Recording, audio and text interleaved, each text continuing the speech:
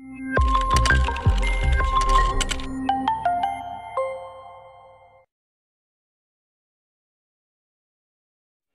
lagi di rumah deh guys. Jangan lupa like, comment, and subscribe. Gimana ini bule? Kita tabrak saja ya. Sudah terlanjur basah nih. Kataku minta pendapat. Kuperhatikan bule mengerutkan kedua alisnya, seperti lagi memikirkan sesuatu. Lalu katanya, "Kamu yakin ada penginapan?" "Kenalin, namaku Satrio, umur 24 tahun. Suatu hari aku diajak adiknya bapakku untuk menengok anaknya yang sekolah di kota M. Nama adik bapakku itu Nina, 42 tahun. Maaf kalau adiknya bapakku, berarti panggilannya tante ya. Atau kalau di tempatku lebih umum dipanggilnya bule. Nah, aku sama bule ini ke kota M pakai motor karena memang aku punya motor. Sebenarnya sih enakan kalau pakai mobil, tapi mobilnya masih ditahan di dealer, belum bisa nebus. Hehehe. Perjalanan dari kotaku ke kota M lumayan jauh, kurang lebih 4 jam. Kami berangkat pagi. Memang sengaja biar sampai sana lebih cepat dan bisa lebih berlama-lama bertemu dengan anaknya buleku ini. Kalau anaknya bule berarti dia adik sepupuku ya. Menempuh perjalanan jauh, gak mungkin jalannya santai-santai. Aku ngebut, apalagi kami lewat jalan alternatif, daerah pegunungan. Maksudnya biar gak kena macet dan gak kena polusi. Dan bule sendiri manut-manut saja kepada aku. Pas perjalanan berangkat lancar, pantas gak ada masalah apapun di perjalanan. Hanya pinggangku yang menjadi ajang cupitan bule setiap melewati tikungan tajam. Macam pembalap MotoGP, aku kebut tanpa mengurangi kecepatan. Bule merasa ngeri dan selalu mencubitku. Maksudnya ngasih warning supaya aku hati-hati, tapi gak aku gubris. Nah, buleku ini duduknya rapat dan memeluk pinggangku kuat-kuat. Jadi aku berani ngebut. Masalah baru datang pas perjalanan pulang. Pas lewat di daerah gunung, hujan turun sangat deras sekali. Dan gak henti-henti. Sialnya aku gak bawa jas hujan. Dan memang aku orangnya paling ogah kalau pakai jas hujan. Kayaknya gak pantas saja dan ribet. Coba kalian bayangkan, masa naik motor sport pakai jas hujan? Ah, wagu. Kalau hujan mending berteduh sampai hujan habis baru jalan lagi. Dan ini pun aku ajak bule berteduh di sebuah warung yang keadaannya sudah tutup. Kami berteduh di situ. Bule sempat mengomel-ngomel lantaran aku gak bawa jas hujan, tapi aku cukup meringis saja. Hujan seperti gak mau berhenti. Kabut tebal sudah menyelimuti, hingga kami hanya memandang kabut putih. Udara terasa dingin sekali, sampai aku menggigil dibuatnya. Bahkan aku merasakan bibir bergemetar, telapak tangan terasa mati dan gak ada rasanya. Padahal aku sudah mengenakan jaket yang tebal.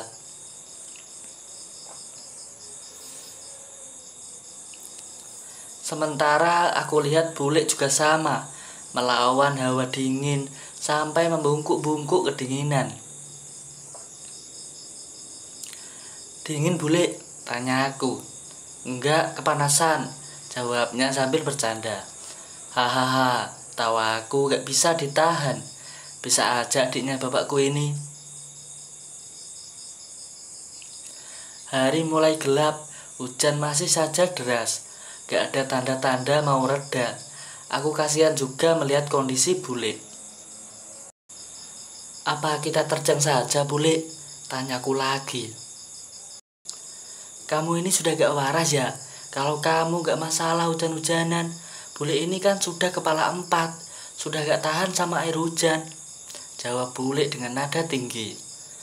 Tapi kayaknya bakal lama deh. Salahmu sendiri pakai motor itu selalu siap jas hujan dong. Apalagi ini lagi musim hujan. Jawab bule lagi dengan marah. Ah, malah ribet tuh, gak nyaman, kilahku. Hari benar-benar sudah malam, sudah jam 6. Kami benar-benar terperangkap hujan. Berkali-kali aku mengatur nafas untuk mengusir hawa dingin sambil menggosok-gosokkan kedua telapak tanganku.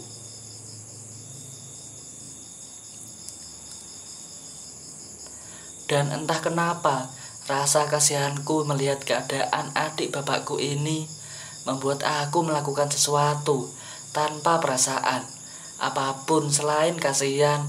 Aku rangkul tubuhnya dan memeluknya erat-erat.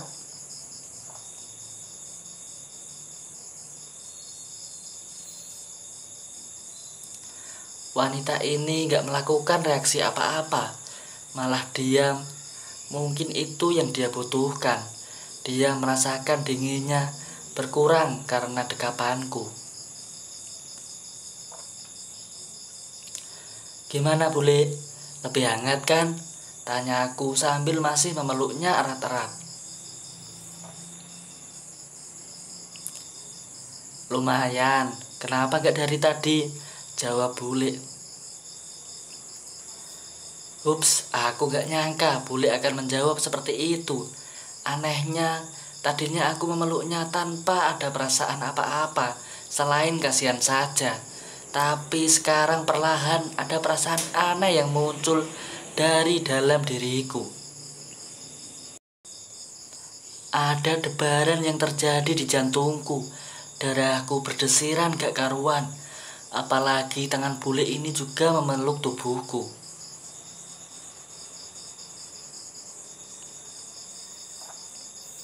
Ada apa ini? Tanya aku dalam hati. Asam, kami seperti menikmati pelukan ini.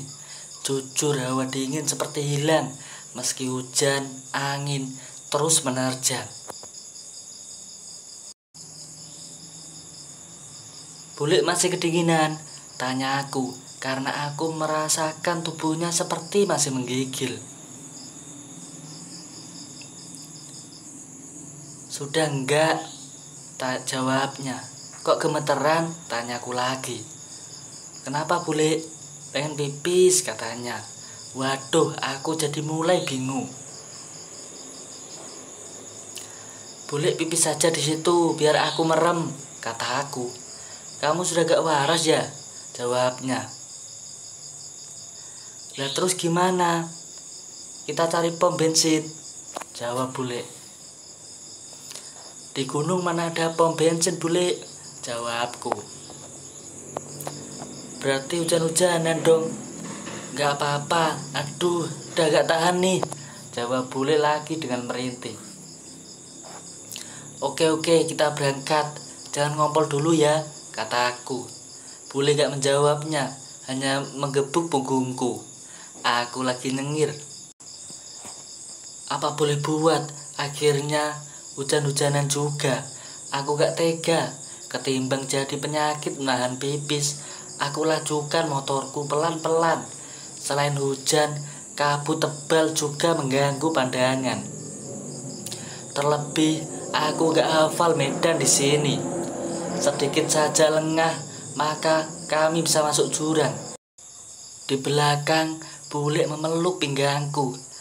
Dan sesekali tanganku mendekap kakinya. Maksudnya biar ada sedikit kehangatan untukku. Bule diam saja, tandanya memperbolehkan. Ini lebih dingin dari tadi karena pakaian sudah basah kuyup. Ini hujan bandel amat sih. Sudah 2 jam lebih belum juga berhenti. Ini kalau di kotaku pasti sudah banjir gede. Selanjutnya kami pasrah dengan keadaan, menunggu tanpa pasti, melawan dingin dengan tubuh terus menggigil. Aku sebenarnya hendak memeluk bule lagi.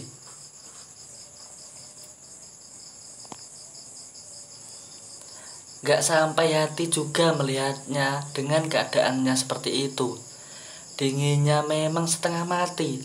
Dalam situasi begini, muncul hal yang menyebalkan. Ingat kasur yang empuk dan selimut tebal yang hangat.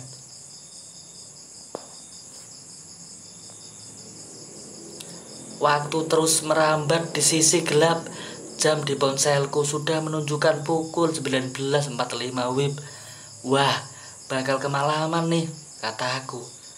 Kalau keadaannya begini terus, kayaknya kita gak bisa pulang, bule, ujarku bernada putus asa. Kalau gak bisa pulang terus mau tidur di mana? Kata bule. Atau kita cari penginapan saja. Mungkin 2 kilo dari sini kita sudah sampai di kota kecamatan. Pasti di sana ada penginapan.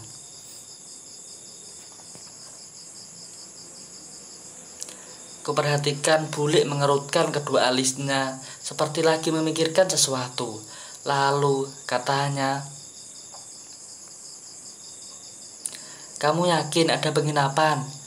"Yakin sekali karena di situ daerah wisata, bule," kataku. "Kalau begitu kita jalan saja."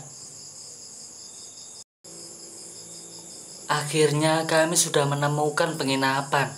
Sederhana dan harga sewa juga sesuai dengan kantong kami. Bukan kantong kami, maksudku kantongnya bule, karena dia yang bayar, hehehe. Namun kami bingung karena sama-sama gak bawa pakaian ganti. Akhirnya kami jadikan selimut untuk menutupi tubuh kami. Meski kelihatan aneh, tapi apa boleh buat. Dari situlah secara langsung aku bisa melihat keadaan bule dengan mata. Kadang melotot, kadang merem. Begitu indah, tapi aku pura-pura biasa. Padahal aku selalu menelan ludah sendiri setiap bule berjalan ke kamar mandi dan keluar lagi. Hanya tertutup kain handuk, bikin jantung berdegup kencang. Aku yang sudah terbaring di kasur berusaha menenangkan perasaan-perasaan aneh yang mulai menggejolak dalam dada. Aku bahkan memejamkan mata biar gak melihat apapun. Soalnya sikap bule terlalu biasa, seperti di depan suaminya sendiri. Dia kelihatan santai karena mungkin di depan keponakannya, jadi bebas. Padahal aku gak bisa tenang. Bagaimana juga mataku masih terlalu polos untuk memandang hal semacam itu.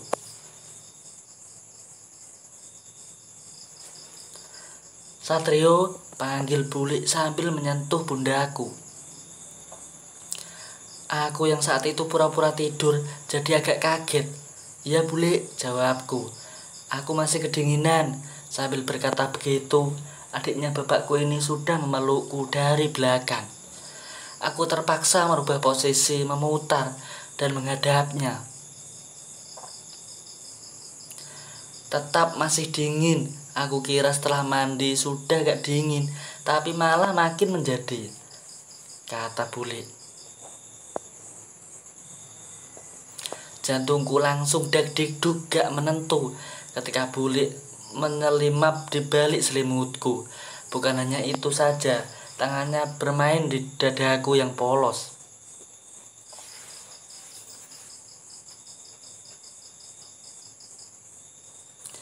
"Jangan bule."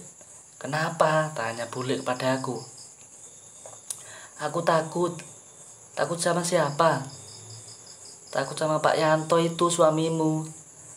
Dia gak tahu," kata bule. "Tapi apalagi? Aku masih suci bule," jawabku. Asem, aku gak berkutik. Dengan perasaan yang kadang merasa takut, aku ikuti juga permainannya. Aku seperti seekor kelinci, tapi dia seperti sapi, mengibaskan ekornya tanpa henti.